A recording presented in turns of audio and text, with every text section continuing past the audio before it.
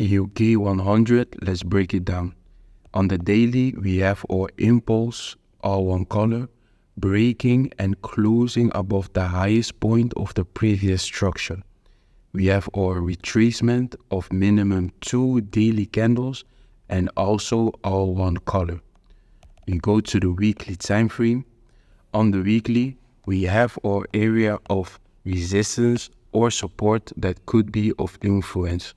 In this case, this will be our area of previously resistance that got turned into support.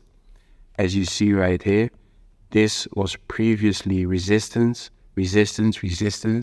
got broken, retested and got rejected with this big weekly wick, followed by a bullish engulfing all these candles right here.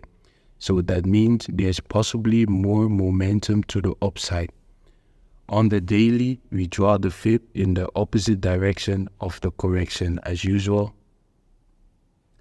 And on the 4-hour, we will be looking for our break of the 61 level, followed by a retest for us to enter and ride the trade all the way till TP. So right now, we get the break and the retest of the 61 level. As you see right here, this was the break, this was the retest.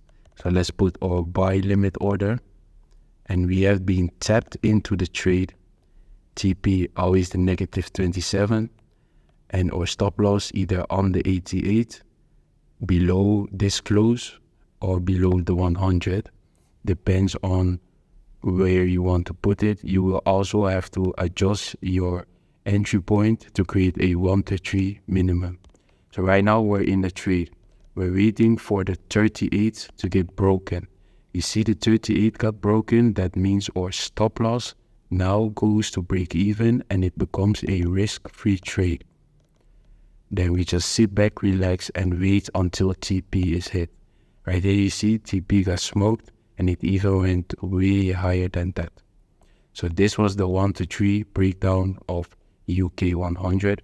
Appreciate y'all for staying with me. Peace.